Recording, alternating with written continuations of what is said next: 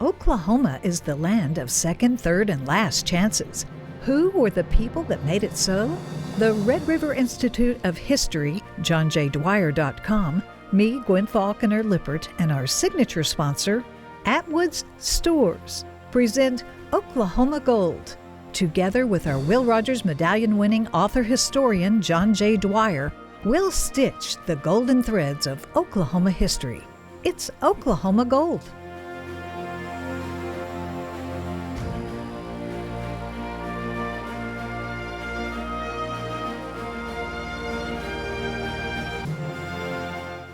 Dignifying our history by the stories we learn.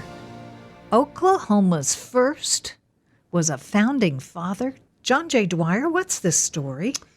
Gwin, Ohio-born railroad building and law magnate Charles N. Haskell, successful Muskogee railroad leader and business titan and first governor of Oklahoma, proved to be a big enough man to lead a big and brawling new western state through its baptism of fire.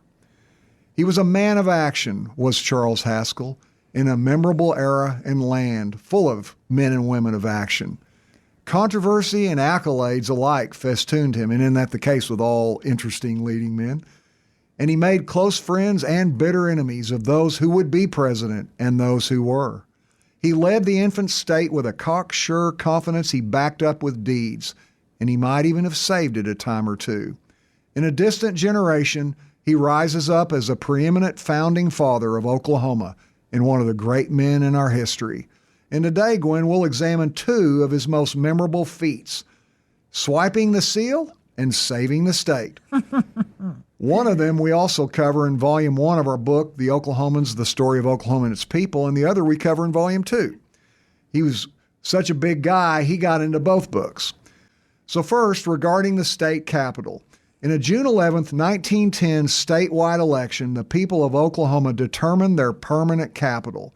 They chose from among the current capital of the time, Guthrie, the state's largest city, Oklahoma City, and Shawnee, a hub of political activity.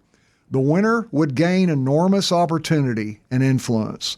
The contest proved fierce, but Oklahoma City won in a landslide, garnering more than triple the total of Guthrie's and Shawnee's combined votes. Governor Haskell, acting on the prevailing Democratic Party notion, that is, that existing state capital Guthrie was, in his own words, a nest of Republican vipers. Don't you love how these old-timers use the Bible scripture quotes for their own purposes? Immediately engineered a historic and ingenious middle-of-the-night heist of the state seal to the rougher, more southern and western flavored Oklahoma City. Many of those Republicans, incidentally, decried OKC as nothing more than a vulgar cowtown. I should point out, Gwin, that the Democratic and Republican political parties of that early 1900s era are quite different from both of those today. Anyhow, Fred Branson, the first state chairman of the Democratic Party and later Chief Justice of the Oklahoma Supreme Court, recalled the words of Charles Haskell upon learning of Oklahoma City's victory to become state capital. According to Branson, Haskell in Tulsa told his private secretary, W.B. Anthony, who was in Oklahoma City, on a long-distance phone call, and I'm quoting Branson now, Haskell's words, "Get hold of Bill Cross, Secretary of State. Go up to the Logan County Courthouse. Get the seal of state and bring it to Oklahoma City and meet me there in the morning. We are leaving here, Tulsa, on a special train on the Frisco, and we'll be in Oklahoma City by 7:30 a.m. End quote. Well, by the way, Gwin, the position of private secretary in that era carried much weight and was the modern equivalent to a political leader's chief of staff. Tennessee native Anthony, whom Haskell gave the orders to grab the seal of state. And you are saying steal the seal. Yeah, he just said grab. Yeah, you could say steal the seal, depending on if you're in a nest of vipers or a vulgar cowtown, I guess your perspective. Well, Anthony, his private secretary, had already been 8 years as mayor of Marlow, founded the Marlow Review newspaper, which still exists, and done a stint in the Oklahoma House of Representatives.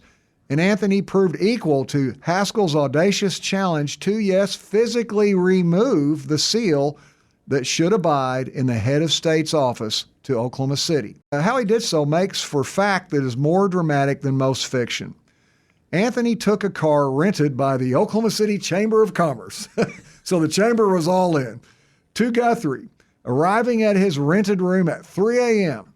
He never set foot near the Capitol building in Guthrie, at which the suspicious Vipers, or otherwise known as Republicans, had stationed a crew of deputy sheriffs armed as guards. Instead, he dispatched 3 other Haskell subordinates, the Republicans probably referred to them as henchmen, ostensibly to fetch laundry and clothing that he had actually left in the governor's office in Guthrie.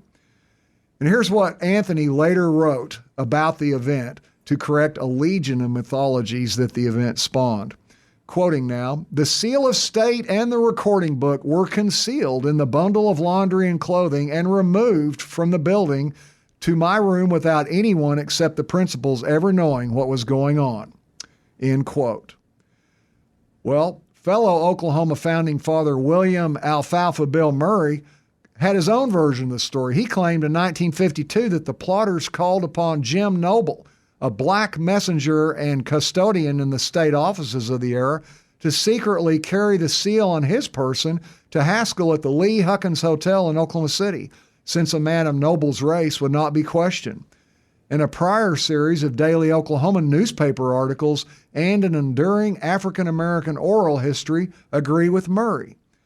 Whatever the details, Guthrie's outraged fathers had no intention of giving up the town's cardinal place in Oklahoma life and power without a fight, particularly considering the dirty and illegal manner they felt Haskell had employed to transfer the seat of government.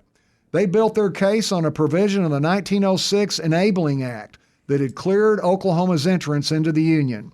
It read, quote, "The capital of said state shall temporarily be at the city of Guthrie, and shall not be changed there from previous to Anno Domini 1913. The fight for possession of the state capital raged for nearly a year. Republican stronghold Guthrie won a district court decision in its own Logan County. Then Haskell called the Democrat-dominated Oklahoma legislature into an unusual special session, and they passed a bill relocating the capital of Oklahoma City. Undaunted, Guthrie fought back. As Democratic leader Branson described, quote, "The books and records and offices of the officials, other than the governor and the secretary of state, which were in Oklahoma City from the morning of the 12th day of June, 1910, remained at Guthrie by reason of another suit which was brought at the instance of the city of Guthrie," end quote. Well, when the case finally made its way to the Oklahoma Supreme Court, Oklahoma City won again. It finally landed before the United States Supreme Court.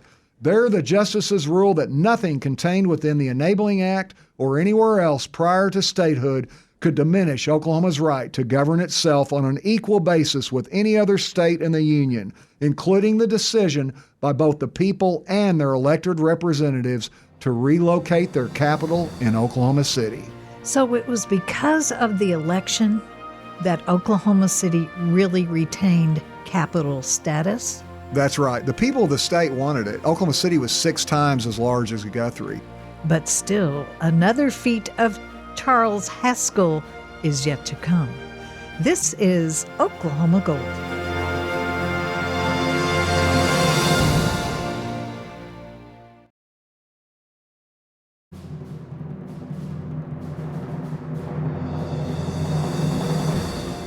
Dignifying our history by stories I can't believe. John J. Dwyer, it's good you're an award-winning historian.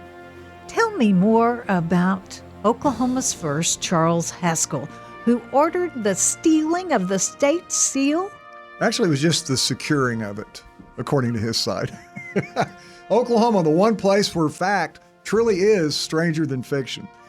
Well, Governor Charles Haskell's cool, stalwart leadership during another infinitely more important and dangerous event, the state's tense banking crisis that occurred mere weeks following statehood, helped truly carve his legend in Oklahoma history. For the financial turbulence of Indian Territory and Oklahoma Territory did not pass away with statehood in late 1907. Fortunately, Governor Haskell's ringing inaugural address championed passage of the bitterly contested Bank Deposit Guarantee Law. This landmark bill established Oklahoma, amazingly, as the first state in America to require its state-chartered banks to insure their depositors' money against any loss with a depositor's guarantee fund. He proposed that they contribute 1% each bank of their respective assets to the fund. This was 1908. Haskell had tried to include such a law in the state constitution. He aimed to ensure that the working people of Oklahoma would not lose a dollar, particularly when the periodic national economic panics tended to roll downhill onto them from the folly and greed of the wealthy and powerful, the avariciousness of man, as Haskell declared it. Oklahoma wanted, according to historian Lauren Gatch, protection of its banks from the excesses of New York. Well, some of the state's large banks opposed the law from its inception. They knew their assets would provide the bulk of the guarantee's funds, and that without those funds, some small banks would fail. In that case, the larger banks could replace them with branches. Less competition. Problem solved. Well, the law received a dramatic early baptism of economic fire. Almost immediately following its February 15, 1908 passage, the Noble State Bank challenged its legality in court. Meanwhile, the Colgate State Bank, closed, then covered by the guarantee law, actually accused Haskell of orchestrating its shutdown just to score political points during a presidential campaign with the success of, quote, his pet scheme, end quote. The Colgate imbroglio lumbered along with ugliness. A grand jury eventually censured the state banking commissioner, recommended his removal, and closed the bank. The 1908 episodes paled in comparison, though, with the challenge that Haskell, the Deposit Guarantee Fund, and Oklahoma faced when the state's largest bank, Columbia Bank and Trust in Oklahoma City, failed in September of 1909. Columbia's dramatic crash resembled another spectacular demise 3/4 of a century later in the same city. And if you said Penn Square Bank, you're right. The crashes of both banks featured surprising similarities. They both had recklessly daring executives, foolhardy oil-related loans, and collateral damage to other banks. Columbia presented Oklahoma with a frightening specter, though. Due to its size and influence, largest bank in the state, the individuals, other banks and organizations, and even towns and cities whose continued welfare hinged on a wise remedy to the bank's situation were legion. For starters, the Deposit Guarantee Fund had nowhere near enough cash on hand to cover the millions of exposed depositor dollars. But now, Haskell exhibited the formidable stature that prompted Edward Everett Dale, Dean of Sooner State Historians, to write, quote, Oklahoma was fortunate in having as its first governor a man of rare ability and wide experience, both in government and business, end quote.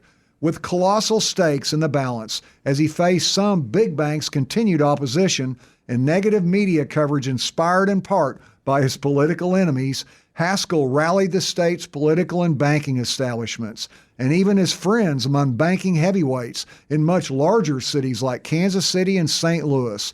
He scored enormous cash advances from both those cities to cover possible quick withdrawals by Columbia depositors.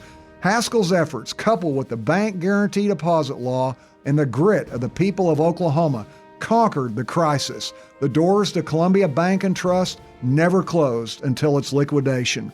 The expected run at the bank, as in New York City banks during the panic of 1907, did not occur, and all depositors were paid in full, though some experienced a delay. And so there you have it, Gwin.